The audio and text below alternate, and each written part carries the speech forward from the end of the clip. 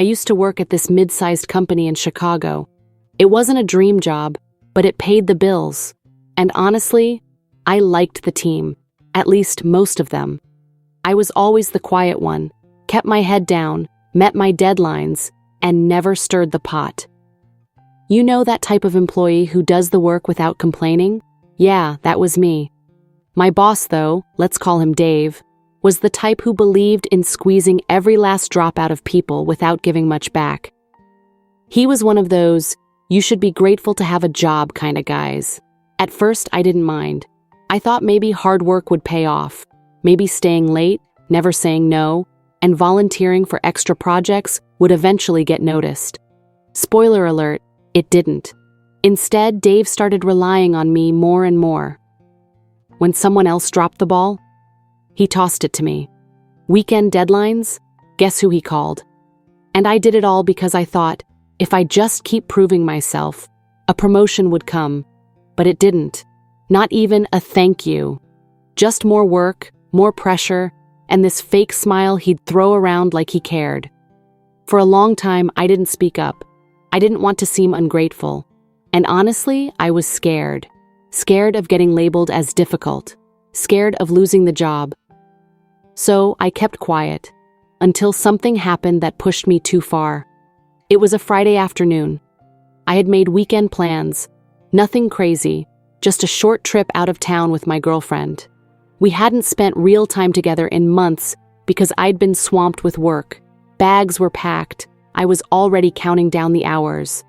Then, Dave popped into my office with that same forced smile and said, "Hey, need you to come in tomorrow. Big client needs a rush job done." No apology, no extra pay, not even a hint of respect for my time. I felt my stomach drop. In that moment, I realized something. This wasn't about being a team player anymore. It was about being taken advantage of. Again.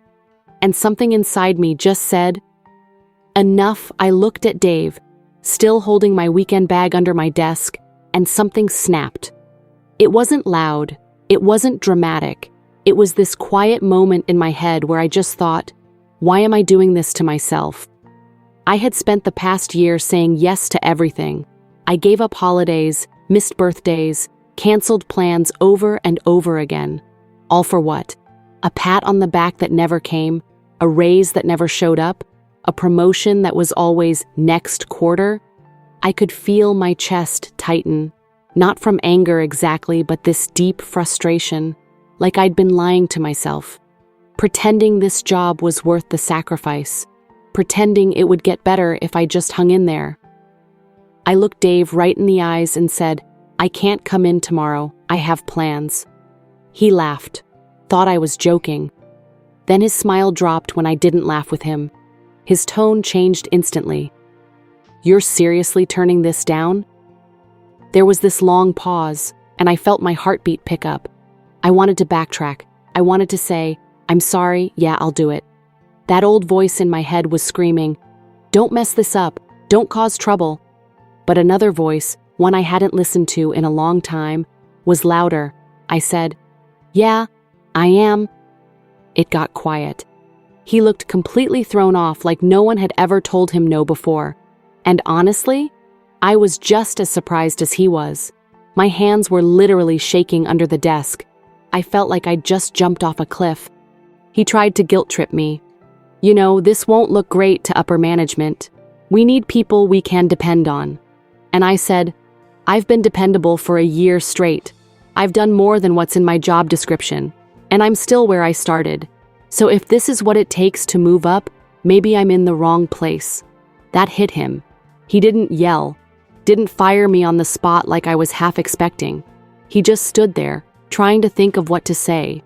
And when he didn't have a response, he just said, "We'll talk Monday." Then he walked off. I sat there frozen for a second. My heart was pounding. My palms were sweaty. I'd never stood up to anyone at work before, especially not Dave. And for the first time in a long time, I felt proud of myself. Nervous, yeah, but proud. I had no idea what Monday would bring. Maybe I'd be out of a job. Maybe I'd just tanked my entire career, but at least I stood up for myself. At least I finally said what needed to be said. And that feeling? That felt like a win. That weekend felt like the longest 2 days of my life. I tried to relax, tried to enjoy the trip with my girlfriend, but my mind kept racing. What if I made a huge mistake? What if I walked into the office Monday and found a box on my desk? I mean, Dave wasn't the kind of guy who forgave easily. And let's be honest, corporate jobs like mine, they could replace you in a heartbeat. Still, I kept reminding myself, I didn't do anything wrong. I set a boundary. I said no. That shouldn't be the end of the world, right? Monday rolled around and I walked into the office with this heavy pit in my stomach. Everyone was acting normal, but I knew something was coming. Around 10 a.m., I got the email. Subject line, "Come see me when you're free." It was from Dave. I walked down the hall like I was heading into a courtroom. My palms were sweating again. My heart was thumping. But I told myself, whatever happens, you did what was right for you. I knocked on his door, stepped inside, and he didn't even look up at first. Just gestured for me to sit. Then he finally spoke. "So you decided not to show up Saturday?" I nodded. "Yeah, like I said, I had plans."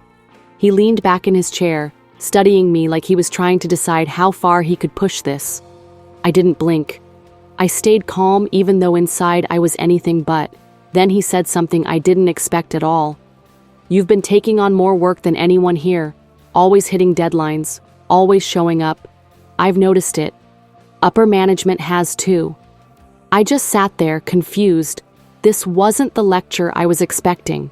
He continued, "You've got leadership potential, but leadership means knowing your limits, knowing how to say no, and still standing by it. Not everyone can do that." And just like that, my brain flipped. Wait, what? He said he was considering promoting someone to lead a new team on a project. And after everything, he wanted me to take that role. I almost didn't believe him. It felt like a setup, but it wasn't. He told me that my decision, saying no and standing firm, was the exact thing that made me stand out. I walked out of that office in shock, not because I was promoted, but because the moment I thought I ruined everything was actually the moment that changed everything. Turns out, speaking up didn't break me. It made me visible. After that meeting, I went back to my desk and just sat there, replaying everything Dave said. It didn't feel real. I kept thinking, was this his way of guilt-tripping me into working harder? Or did he actually mean it? Later that week, I got the official confirmation.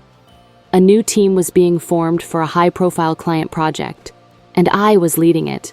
I didn't even have time to process the promotion before emails started rolling in. Congratulations from coworkers. A couple of surprised looks from people who probably thought I wasn't the leadership type. I guess I'd flown under the radar for so long, nobody saw it coming. Except Dave. Somehow he had. But here's the part that caught me off guard the most. He started treating me differently.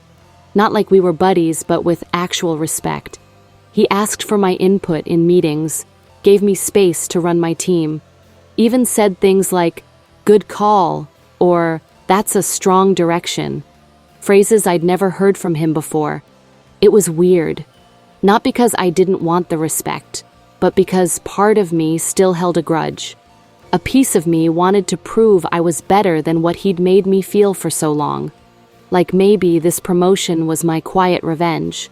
But another part of me started to let that go. Don't get me wrong. Dave never apologized.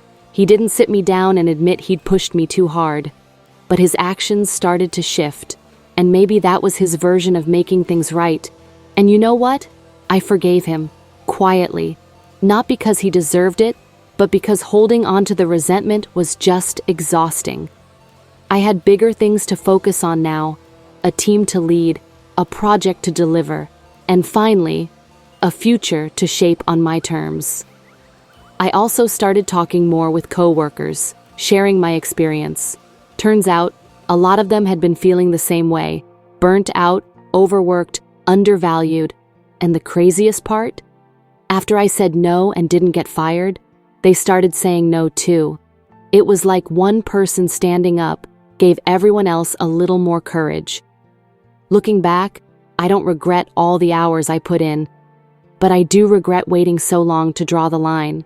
I thought loyalty meant saying yes, but real loyalty, at least to yourself, sometimes means saying no. That one word changed everything.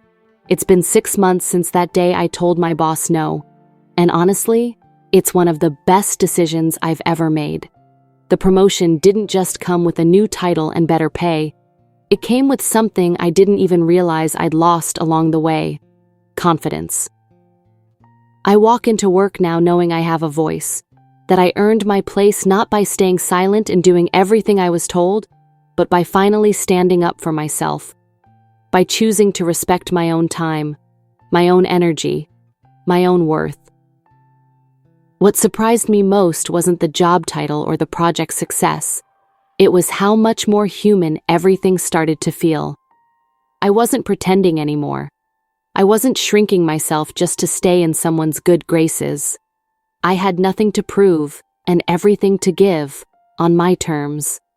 And that changed how people saw me too. Co-workers started opening up. A few even told me they had been close to burning out, but seeing me speak up gave them permission to set boundaries too. It was like this quiet ripple effect, one small act of resistance turning into something bigger. Funny, right? I used to think saying no would ruin everything, but it actually unlocked everything I'd been working toward all along.